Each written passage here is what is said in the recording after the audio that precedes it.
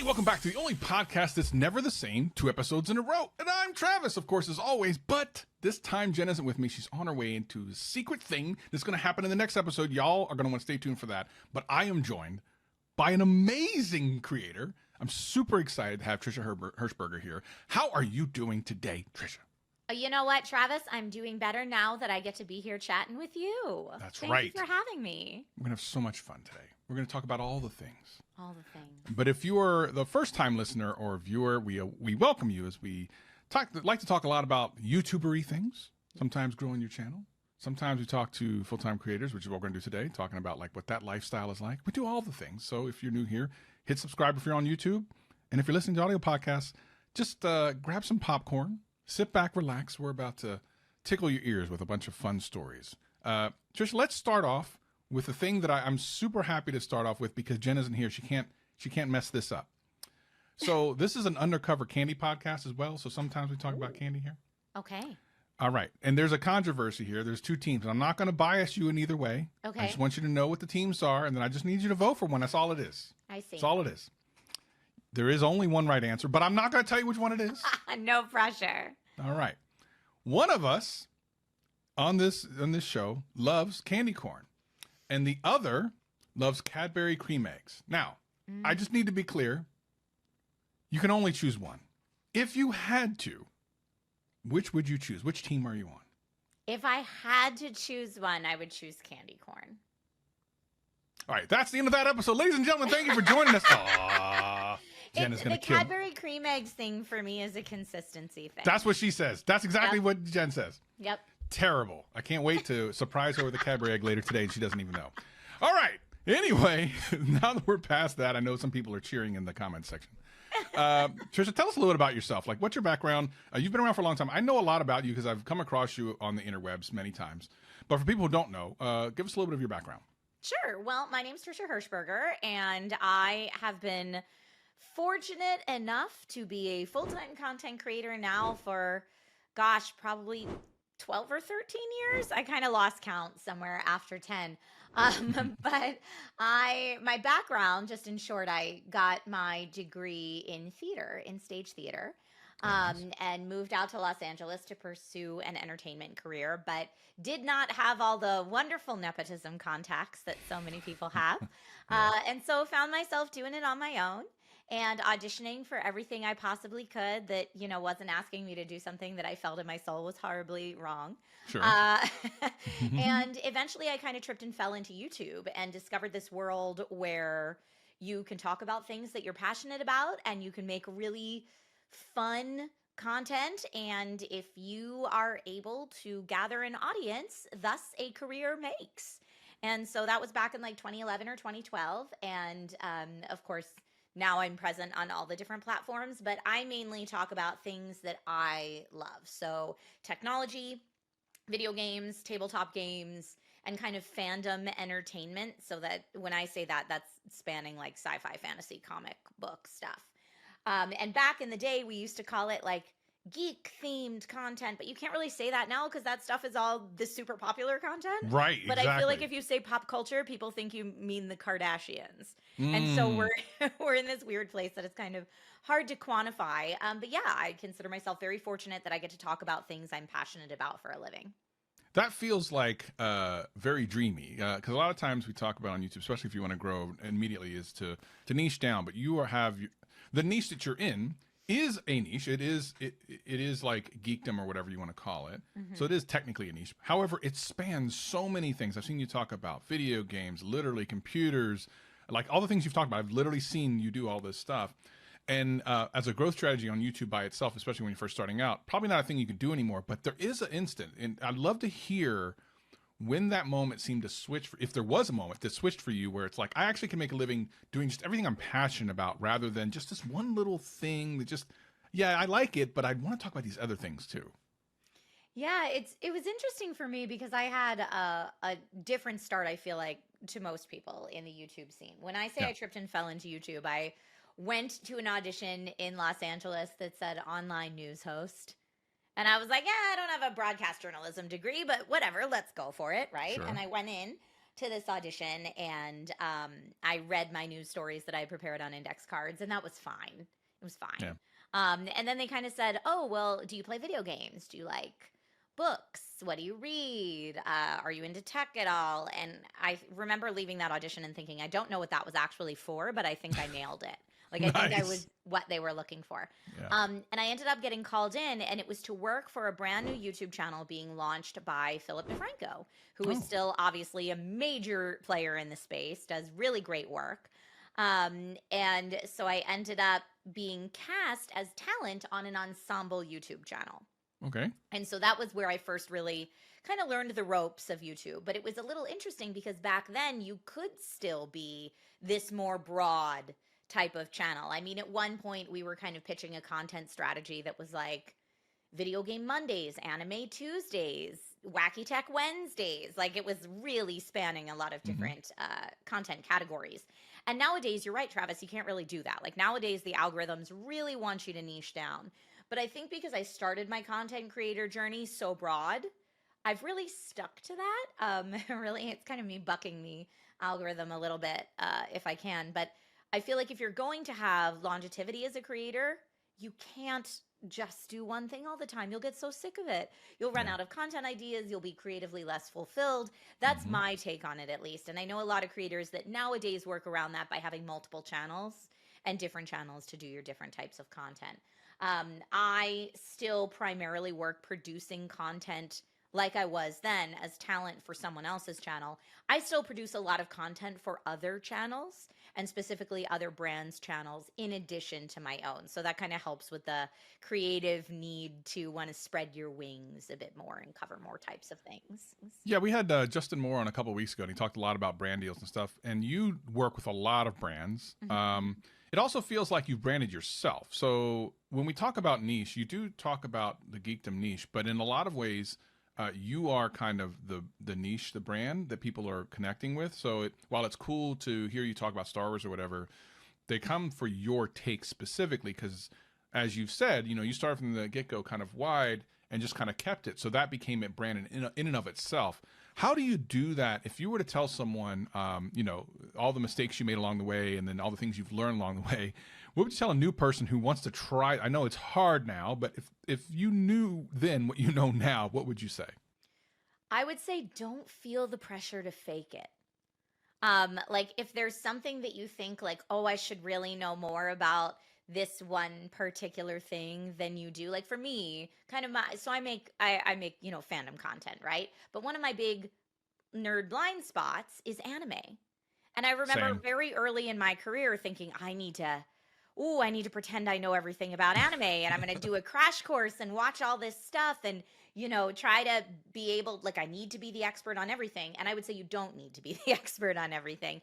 Branch out to the things that you're really passionate about, because that's what you're going to be able to create content the most easily about. And I think especially early in your creative career, you want to focus on things that you can naturally pump out content fast and easy, because for a long time, you're shouting to an empty room while you're building that audience. There's not a lot of people watching. You're probably not getting paid for it unless you figured out some hack that the rest of us don't know. So it has to be something that, like, in addition to whatever your day job for money is, you have fun doing. So if you don't have fun talking about that specific content type, I would shy away from that and just be comfortable in who you are and just say, like, you know what, that's not something I know a lot about, and that's okay.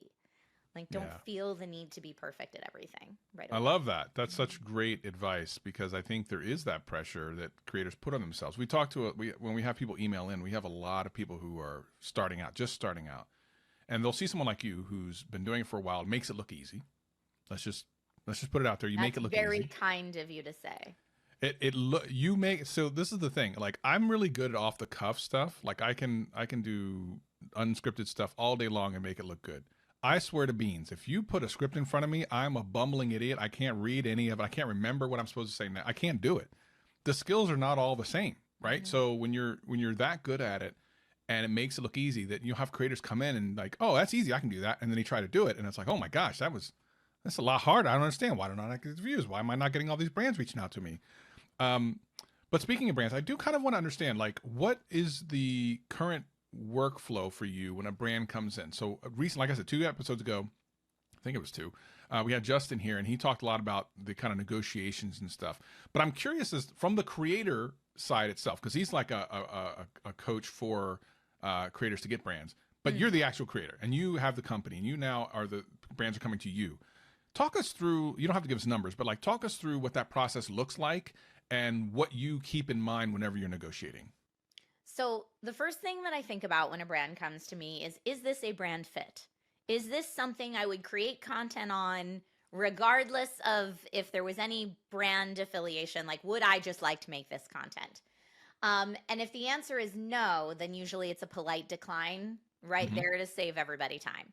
Right. If the answer is, oh, heck yeah, I've been wanting to do this one for a while, then I'll respond and see if I can kind of open the door to a negotiation. I think it gets a little tricky when the answer is, I don't know, maybe.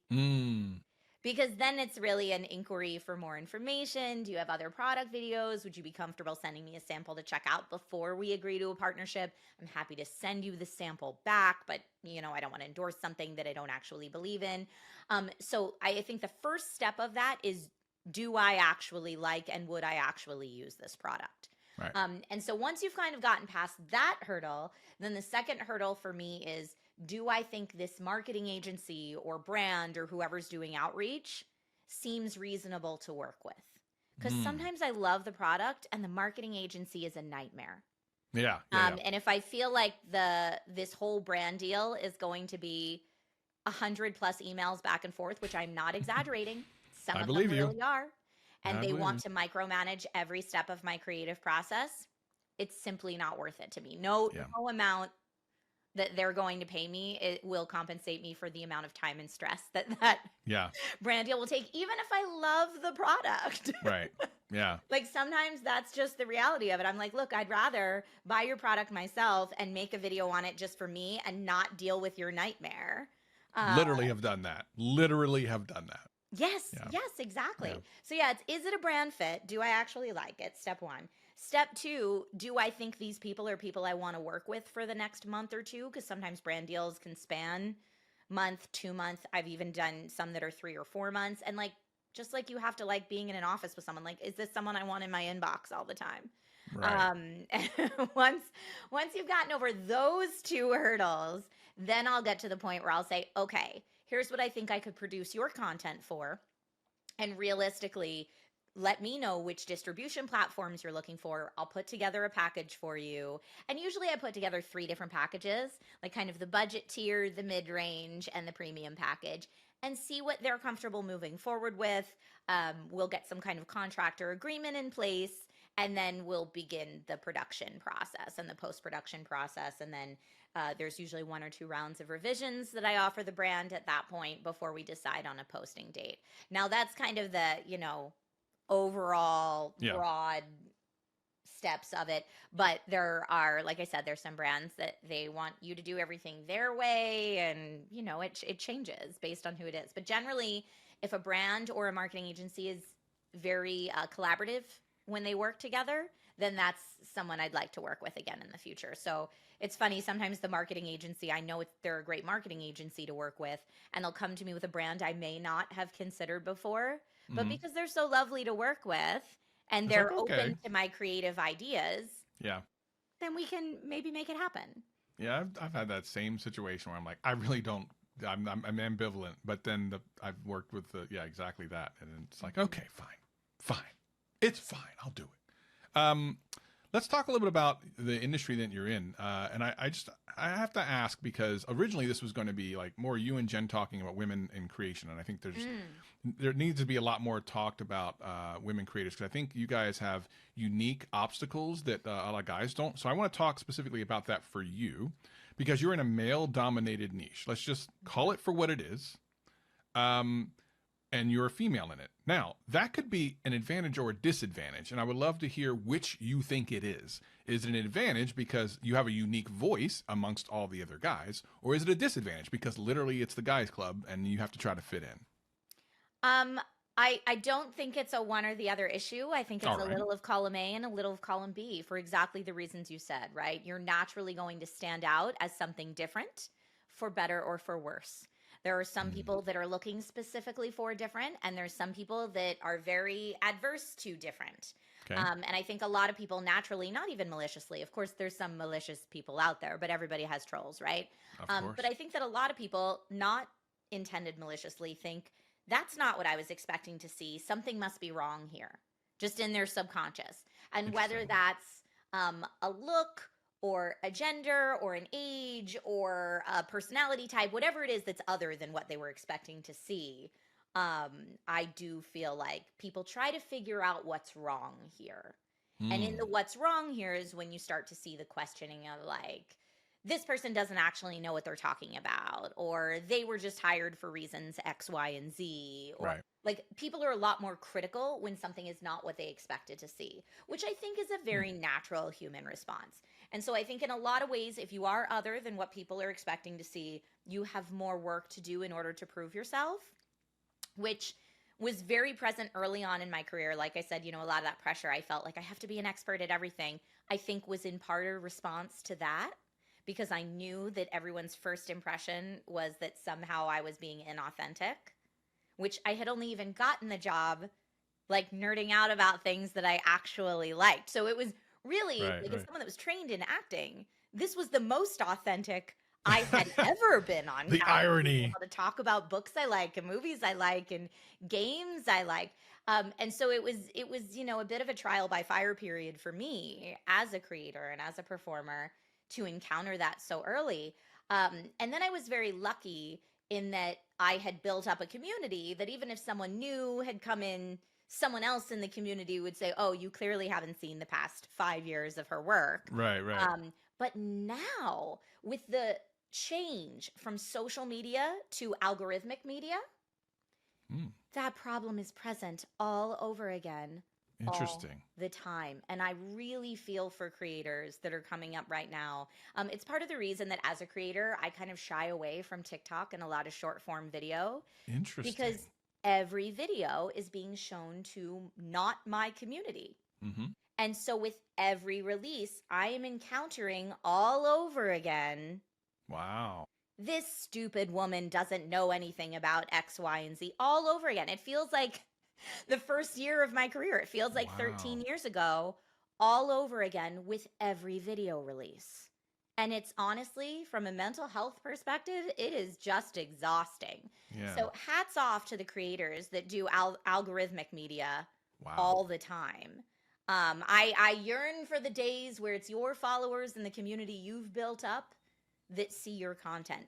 It's part of the reason that now I am so much more active on Twitch because Mm, my Twitch subscribers get the notification that I'm live, and the majority of my community that I hang out with there is my community. It's not just being interesting. shown to whoever the algorithm feels like on that day.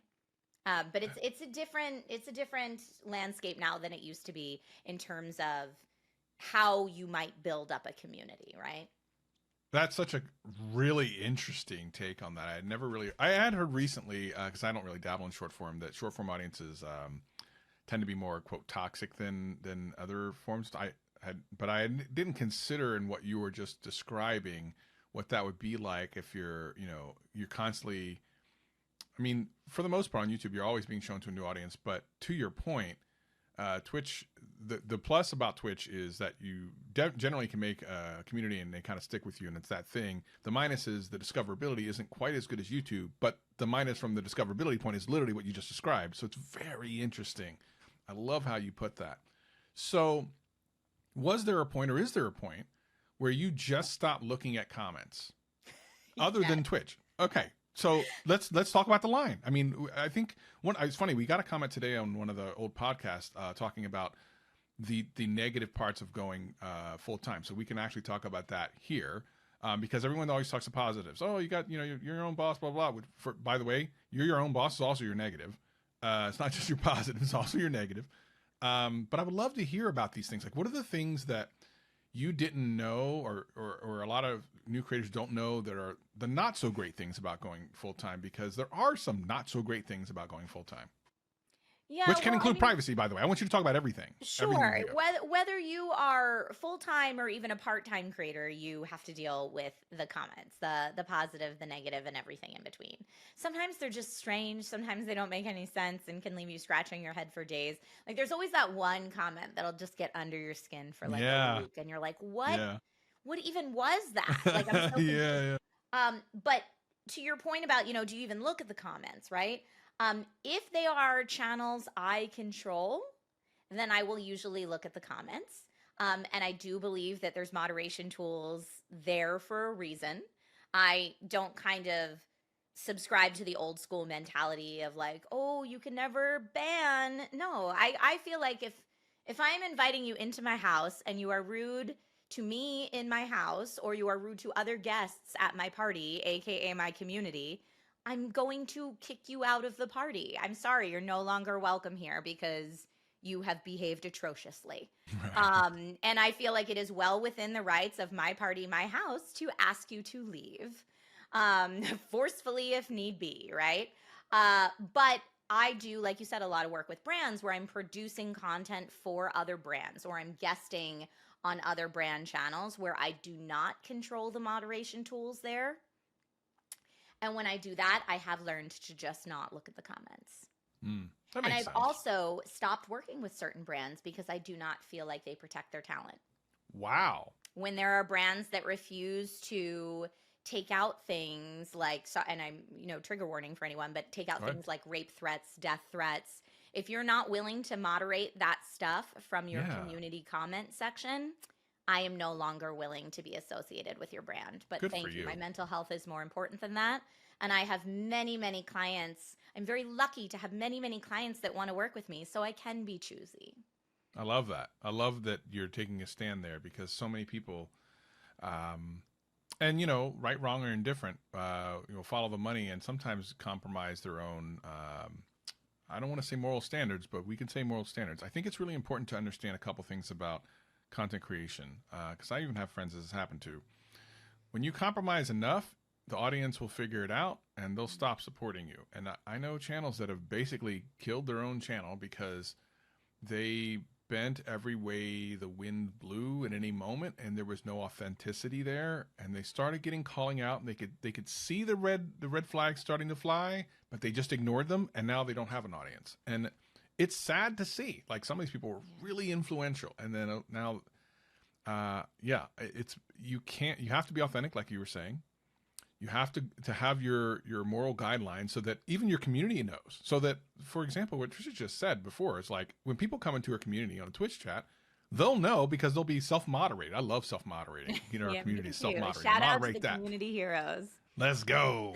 And that creates a more positive community. If you allow these one-offs, then I actually did a study. I looked into a study on this. Turns out the first negative comment is usually the hardest one for any average person to make. However, when they see one, it's much easier for them to pile on. It feels socially acceptable. So then the piling on happens very fast. So if you can cut off the first one, typically you won't see a lot of the others. Now, that's different than critique because that's actually important. Yes. Can you remember a time when you were critiqued about something and were like, oh, actually, that's a good point. Let me work on that. Yes, there's actually many times because my education is in theater and it's in the performative aspects of being a creator and not so much in the production aspects, which shout out to the YouTube space because I took lighting and filming and editing courses at the YouTube space back in the day before I went out on my own to kind of do this full time. So I'm always asking my audience to be critical of those things because it's helpful to me as a creator to make my content better. So when I do see, I mean, even if they're unkind about it, when I do see comments that are like, man, that audio is straight trash. I'm like, okay, well, I know now we're not using that microphone anymore or, whatever it is. So things that help me, or if people, like sometimes I'll say, this video I think was a little long. Is there a part of it that was more interesting or less interesting to you than other parts? And checking your analytics to see kind of where that drop off is. I think all of that can be super useful. And to me, the line of something that's critical but useful versus critical and just hurtful is, can it make your content better? Because like I remember it was actually this was so interesting because it was someone that I think I had mutual friends with that I found out on social media and I was like this is wild. Hmm. But it was another woman that just went out of control in my comments about how obnoxious my voice sounds. Okay. And this is clearly not something I can change. No, you kind of stuck with it. I think it's Right. So fine, this is by the this way. is not a critical and helpful comment, Sure, right. ma'am. I'm not gonna give up my career because you, as one commenter, don't like the sound of my voice. So sorry. Um, but yeah, if it's something that's critical that can actually help my content get better, that's great. If it's just, people being critical just to, I don't know, feel better about themselves or be an online bully or whatever it is that's motivating them, I don't pretend to know, then that's something that I can just ignore. Yeah, I like that. Let's dig more into the lifestyle of a full-timer. What does your day look like? Let's talk about today. It's the most recent thing. So Sure. what happened before this interview? What's happening after? Talk to us about what your day looks like. Okay, so my day is a little different every day, and that's exactly how I like it. So that's the part of being my own boss that I really enjoy. All right. I try to work Monday through Friday, traditional office hours, as well as Sundays. I go live on Sundays. Okay. And so that's a 6-day-a-week work schedule, which is quite a lot, especially considering I have a family. I'm a parent. Yeah. And so work-life balance is very important. But I try to take half days, Fridays when I can, and limit the amount of evening and weekend events that I leave the house for. But today, for example, I wake up and my son leaves for school at 7:30 in the morning. And that's Okay. not my work day. That's So I'll get a early. cup of coffee and I will sit down at my computer. And the first thing I do is go through the onslaught of emails that have come in since end of day yesterday, Yeah. which is a lot. And some of these are brands reaching out for potential brand collaborations. Some of these are event invites. Some of these are ongoing discussion with brands I've already partnered with. Mhm. I do a lot of on-camera hosting where I am the talent hired for other brands' productions. So some of them are audition notices or offers for that kind of work. It's a whole lot. But I sit down and I do emails for approximately the first half hour to an hour of a day just to kind of catch myself up. Then this morning, I had chats with my editor, who is a lovely human being who lives in Chicago.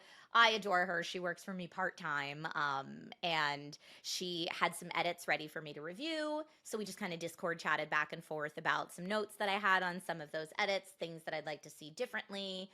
And just being like actual people and how's your morning and that kind of stuff. Because again, I work with people that I enjoy working with because it makes my day full of more smiles and I like that. Love that. So after chatting with her for a bit, I had a meeting with a brand that I'm partnering with from 9:15 to 9:45. And then at 10 o'clock, I went live on Amazon Live to do some shoppable video content. And I two birds with one stone to this one because for a job I have tomorrow, I need all this tech unboxed. So I did an unboxing stream. So I made content Smart. out of the work I had to do anyway. Love it. So I did a tech unboxing stream from 10 to approximately 10:40. And here we are, 11 a.m. and some change chatting for this podcast. After we're done today, I'm going to get myself some lunch. And some water because hydrating is important. And then I'm going to go live on Twitch from approximately 1 to 4. And then this evening is a special circumstance because I have a premiere in Los Angeles that I need to then get myself fancied up and get my booty to.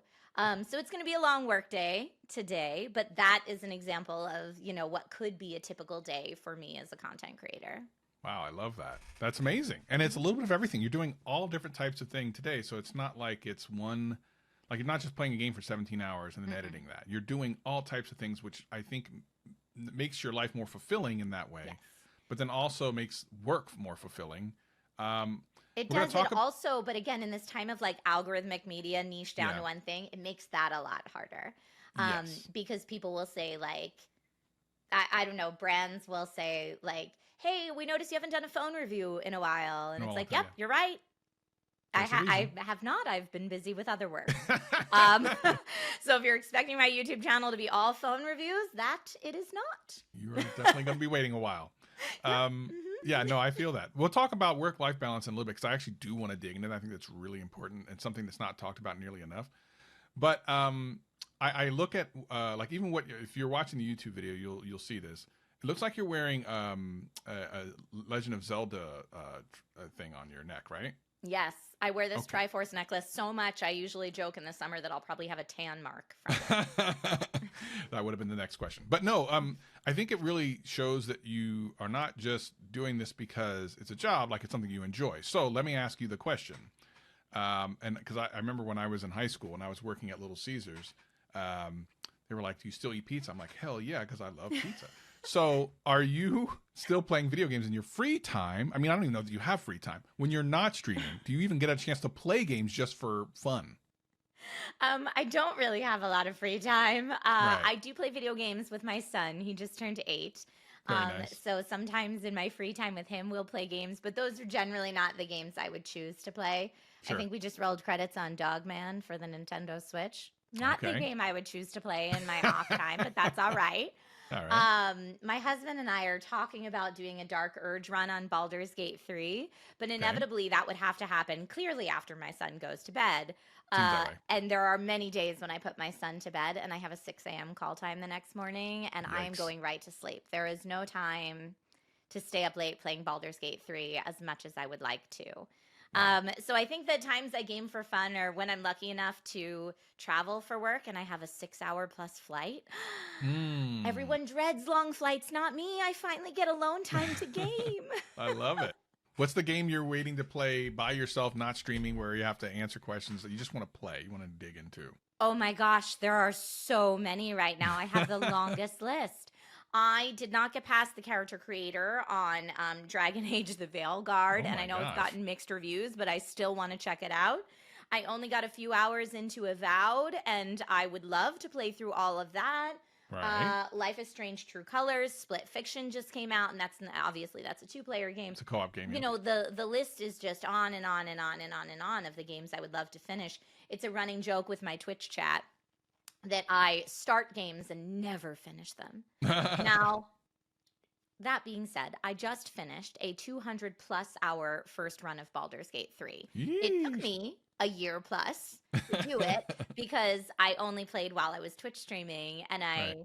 I do a lot with my Twitch channel. It's not just the same game all the time. Hmm. I do an indie game showcase in game show format every Tuesday when I stream. Wednesday and Thursdays are usually Chat's Choice. Sundays are a lot of like coffee chats and then gaming. So I'm only really playing these games in 2 to 3 hour chunks at most, a Hmm. couple times a week. And if I'm on set for a brand filming or I'm doing like sometimes I do news spots in the morning, again, kind of the on camera side of what I do, then that has to take priority over the streaming schedule. So yes, it took me over a year for my first run through of Baldur's Gate 3, but I enjoyed it immensely. I also finished Alan Wake Alan too for Wake. my Oh, how chat was that that? What did you likes to think? razz me. But I say sometimes when someday when I age too much and I age out of the on-camera side of all of this, I'm gonna go full-time like Skyrim grandma and Oh, just go play games, and then I will actually be able to complete games finish games. regularly. That's awesome. Well, cool. Okay, so that's the kind of gaming side of your life. Let's talk about the work-life balance a little bit more, just because I think it's super important. You say you have a family, obviously, and that's typically a full-time job in and of itself Yes. to be a mom and a wife and all that stuff. Um, let's talk about the balance. What does that look like, generally speaking? And is there something you wish could be different? So I've gone through many different phases of what it looks like. When I first started content creation, I was young and single and could really work around the clock. And because I loved what I did, it was very easy to work around the clock. However, from a mental health standpoint, I found myself in a position where I didn't even know what I wanted to do in my free time anymore. I didn't have free time. I started kind of losing a little bit of that. And I was realizing there was no self care um, and so I kind of struggled with that when I was single. And then once I married my husband, then all of a sudden, you know, I needed to spend time with him. I needed to nurture that relationship. So there was time that was needed to take away from work for that, which actually was very healthy for me because I needed a real thing to help me prioritize. And then, especially when I had my son, that was the biggest adjustment because now there is a human dependent on me for his livelihood. And he does not care if that YouTube video got out on time, you know? And so when I had my son, YouTube was actually the part of my content creation journey that took the biggest backseat. And I think I didn't post to my YouTube channel for like 9 or 10 months. Hmm. It just totally went away. And again, because you now have other priorities that you need to factor in, there's only 24 hours in a day and only 7 days in a week. So you do the best you can. And I thought, you know what? I can probably post a photo every now and then to Instagram. I love Twitch streaming. Like if I have to prioritize the platform that I enjoy creating for the most, it's going to be that. And so I kept once a week Twitch streams. And I just looked at what I could realistically do and still not feel like I was letting my family down in any way. And then fast forward to the pandemic, my husband was working full time before that at an office job. And I was trying to do the stay at home parent with a toddler, but also keep up my content creation, which was a bit of a hot mess. Then everyone got stuck at home, right? And so then we had no childcare help. Because before Yeesh. that we were doing kind of like part-time childcare on a flex basis as I needed it. And then we had no childcare at all. So every morning my husband and I had to sit down and say, okay, well, I have an 11 o'clock. Okay, well, I have an 11 o'clock. Whose 11 o'clock is more important because he's 3. We can't just leave him for 45 minutes because mommy and daddy both have Zoom meetings. Like that's not realistic. And so the decision we ended up making for our family, which is going to be different for every family, is that my husband said, look, I hate my job and you love your job. Wow. And if one of us is going to take a step back, I think it should be me. And again, a global pandemic is something that hopefully only happens once every century or so. So it was definitely dire circumstances. Right. But he at that time did take a step back from his career and his job that he did not like anyway. And since then, he has taken on the role of the stay-at-home parent, which has enabled me to have these days like I described today where I'm working from 7:30 a.m. until the end of this premiere, which is probably going to be at 9:30 p.m. tonight. So today is an extraordinarily long day. Or tomorrow I'm hosting a live stream for Amazon and my production time, my call time is 6 a.m. Oh, That wouldn't enable me to do school drop-off in the morning if I was still responsible for that. So the fact that my husband is available to do those things is very helpful to me at this stage in my career. amazing. So the answer for everyone is get married if you are not. Otherwise, it's never going to happen for you. No, I'm just kidding. That's great. That's really awesome that you figured that part out. And it's definitely something that I love. You talked almost the negotiation that you had with your husband to figure out like, okay, well, we got to make a choice here. I mean, hopefully most people won't have to make a choice like that, but there are things that a lot of content creators don't think about when they think about going full time. They just, again, we said it before, like it sounds like it's all great, but it's not. What's maybe the one thing that a content creator is not thinking about right now that you're like, oh, this is the thing you need to know about because you're not going to like this? What's the one thing? I like to say it's like health insurance or something like that, but I mean, health insurance is a hard one. Yeah, Let me tell you, for my family of 3, our health insurance costs us almost $30,000 a year. Oh my God. I'm about to faint. Yep. That's something realistically, if no one in your household is working for a corporation that provides healthcare, that's real. Yeah, I mean, there's a lot of that kind of administrative end of it that I think is really hard for a lot of creators. And I feel like every creator I know that's full-time structures their day and their workflow slightly differently. My hat's off to the creators that are live 8 hours a day and then take care of their negotiations and emails and bookkeeping and all of that in addition to that. So I'm thinking you must be working 12-hour days every day. Or they found a really good team and have a really good team in place that takes care of a lot of the administrative for them. I don't have that. The only person that's kind of regular on my team is the part-time editing help that I get. Shout out Jen. She's amazing. But Jen is really the only person on my team, and she's part-time on my team. And then I do have a talent manager that helps me with negotiating contracts, but I still like to do most of the negotiation myself, and then I hand him off for the fine print, but I'll take care of the major deal points because otherwise he'll just call me and say, what do you want out of this deal? Like, what is this okay with you? And so just to minimize the middleman back and forth, I take care of the major deal points. But yeah, it's a lot of the behind the scenes work that goes into orchestrating that. It makes me so sad in my heart when I hear people say things like, oh, then there's these influencers that just get paid all this money for a picture. And I just want to say, would you say the same thing about a marketing agency that made a picture for a billboard? No, you would not. No, thank you. And I can show you the 100+ emails I have back and forth with the entire team, the marketing team, the legal team. Like, I always just feel, I don't say it out loud because I feel like don't say something nice. You know, if you can't say something nice, here, don't say though. anything You can at all. say here. But in my head, all I can think is, ooh, your ignorance is showing. Yeah. Oh, it's bright. Big time. Like, I don't go to my mechanic and pretend I know what his whole workday is like. I don't know what his whole workday is like. So I do find it very insulting when people assume that they know what a content creator's day or workflow looks like, especially, again, because everyone I know that does it full time has structured their business so differently. And what I would say to the new creators is play to your strengths.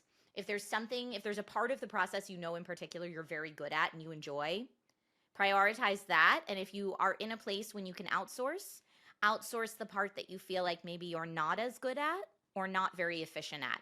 For me, I can edit. I'm not a very efficient editor. Right. And honestly, I was just saying this to a friend on set yesterday who is really great at special effects. If I am working with a brand that is, the budget's high enough for me to pay my friends, I'm going to pay my friends, especially my friends that are much better at editing or VFX or whatever it is that they do. I want to do that. I'm happy to have a good team. I think that is going to yield a better result. The brand's going to be happier. Like, if you can make it happen, outsource the stuff that you don't feel as good at, because that's the stuff that will drag you down and cause the most burnout, is the stuff you don't like doing. I love that you said that, because we've actually said that on podcasts, and I love to hear other people say it unprompted, so that it gives more validity to the fact I've been saying this for a while. Like, yes, whenever you can. Now, it might not happen for a while, but trust me when I tell you, as soon as you can, the benefits typically outweigh the cost paid. So just two more things. They're kind of the same question, but it's more of an experience. I'm always curious about this sort of thing.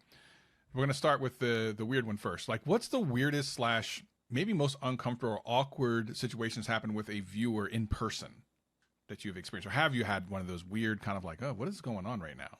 You had anything like that? I have. And I don't know if you're leaning more towards like scary situations. You tell me. It's your okay. experience. I guess a kind of light and fluffy one that was more just kind of silly and awkward. All right. Was, I think I had someone, and this has happened a few times, but whenever someone sees me at an event but doesn't actually stop and say hi, and then they'll like tweet me later, like, tweet you later. I saw you at blah blah blah earlier today, and I'm like, now it feels weird. Now it feels weird. Yeah. If you had just said hi in the moment, it would have been totally cool. But yeah, exactly. Now I feel like someone's watching me, and that's strange. But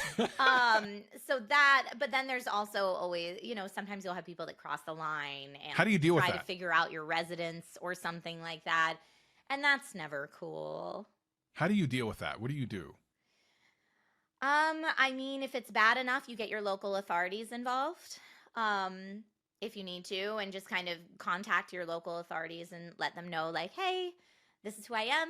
This is what I do for a living. I know it's really strange, but, especially for folks that play video games, like, should you ever get a swatting-like call from this residence, please understand the circumstance, or I had a while where I joke around with friends about this, where someone, kind of the lighter version of that, but still the like, I know where you live paying, where people will send things to your house instead of your P.O. box or publicly available address.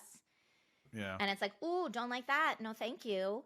Yeah, and you kind of feel it out, right? Like sometimes there will be, or like if there's a fan that's writing to you every single day for days and days and days and days and days. Yeah, where it gets to the point where you're like, look, I don't even talk to my mother this that much. Yeah, okay. Exactly.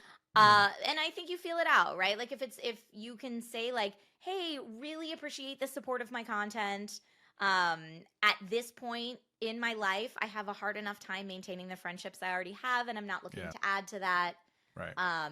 These are the ways that it's appropriate to communicate with me moving forward. So you're saying, sometimes Trisha, we can't be friends you after need this. to I kind of understand. draw a line in the sand. Yeah. And like I said, then there's other times when you might need to go as far as contacting the authorities. But every situation's different, and I try to deal with it differently. But I mean, in general, I'm sure on this podcast you've had people talk about it all the time, but it's so important to keep privacy in mind. Yes. And make sure that you use services that scrub your information off everything and do everything you can to kind of put as many layers of protection between your private information and what you make public. And the thing is, you don't even have to be a big creator to take that into consideration. I use Delete Me, but even regardless if you even use a service, like even just in your I always tell creators, in your blocked words, put your phone number, your address, and if you don't tell your real name, put all those things in there so they get automatically blocked. That's great advice. Yeah. Finally, tell us one of the most heartfelt, most hit you in the heart feels thing that a viewer has ever said to you or done for you or anything. Okay, I'm going to step away from my chair for just one moment to grab it so that for those of you watching the video version, you can see Okay, it's a physical thing. She literally just left her seat. I've made the guest leave. It's amazing. I've done it finally. I didn't know you were going to ask this question, but since you did, so I recently celebrated my 10-year Twitch partnerversary, and my community made me this book. Wow. Now, it says 10 years, and it has our sub logo on the front, and every page is a written notice from a community member of the time they've met me in real life, or the moment on stream that meant so much to them. Oh my gosh. It's amazing. It's amazing. And it's, this beautifully, very long book. Wow, that's incredible. That they all organized without me knowing. And in order to keep privacy, since we were just talking about it, they had contacted my editor in Chicago and said, can we send the book to you and then have you send it to her so that she gets it? But pictures this is a picture with one of my viewers at a Halo event way back in the day. Wow. It's so lovely and so heartfelt, and my emotes, and some of them that have designed emotes or just drew little pictures, or it's just amazing. It's just amazing. So I mean, as much as we talk about how the internet can kind of sometimes bring out the worst in people, I think it also is just a tremendous tool for bringing people together that never would have found each other otherwise, and bringing really special communities and friendships together. I love how you're looking at it lovingly. It's so amazing. Yeah, I love it so much. I love my community so much, which again is, taking it all the way back to what we were talking about earlier. It's why algorithmic media kind of breaks my heart a little bit. Yeah, I can because see why. To me, the special part of this, I mean, I did not have a lot of friends growing up. I was the weird, nerdy kid that got picked on. And so a big part of my content creation process is finding my people, right? And so a big part of why I still do this for a living is to hang out with my people. But I love it. That's fantastic. Just tell me real quick, in your heart as you're reading it, because I can see you looking through it, I can see it kind of on your face, but people who are listening, what are the thoughts and feelings going through your mind as you look through these pages? Is there something that kind of comes to the forefront? Just people even remembering small things that I don't remember, and then I'm reading them and going, oh yeah, that was so fun. Just a little trip down memory lane, and realizing, how much meeting people in person means to them, and little letters. Some of these community members I have been pen pals with now for 10 plus years. That's insane. I might not have time to write back often, but I write back as often as I can, and they've helped me through hard times, or people that started watching my content in a different phase of their life, and now they watch my content with their children. Wow. And so, getting to be a fly on the wall for all of those awesome moments for them and their lives. It's really awesome. And to see everybody else's creativity come together and share things they're passionate about, that, again, we were probably all picked on at some point for sharing our passion about it, that it's now something we can celebrate together. I just think it's a really lovely thing, and it makes me so happy. Well, that is a great place to end this, because I always thought of you as a very positive creator, and I think ending on a positive note like that is amazing. So what's the next thing? Of course, people can find you just by Googling your name, but like, what's the next project you're doing that you want people to tune in for, or something of interest? Oh my goodness. I always have about 7 or 8 different plates spinning at a time, which if you are going full-time content creation, I highly recommend because any of those plates could come crashing down That's at any true. time. That's Everyone's true. like, what are you going to do if TikTok goes away? I'm like, I don't know. That's like one of the 10 plates I'm spinning. Exactly. I'm not super worried about it because I've got these 9 other plates. Um, Exactly. so, keep all your plates spinning. So that being said, it's hard to pick just one project I'm working on right now. Mhm. I would say if you want to find me, you can, of course, find me at YouTube or Twitch /Trisha Hershberger. And on the other socials, I'm that girl Trish with no I in the girl. So it's just that GRL Trish. Fun fact, that's because that girl Trish spelled correctly was taken. Ah. So it's just that GRL Trish. But if you like tech content, if you like gaming content, both tabletop and of the video game variety, if you like just kind of geeking out about fun fandom stuff or toys and collectibles, then you will probably like something that I share somewhere along the way. Or just in general, if you need an internet friendo to spread some wholesome positivity, I try to be that for people as well. That's amazing. Well, thank you so much for joining us. Everyone, listen, if you go and check out Trisha's content, tell her that you loved her on the podcast. We really appreciate you taking your time out of your really legitimately busy day to talk to the listenership here on vidIQ's really the best podcast we have. Really, be honest, this is the best podcast. It's the only one we have, but it's the best. It's the best one. Anyway, for those of y'all that are watching on YouTube, we hope you liked it. Of course, feel free to hit subscribe. And if you're listening to audio podcasts, leave us a 5-star review on those Apple Podcasts. We'll see you all in the next one.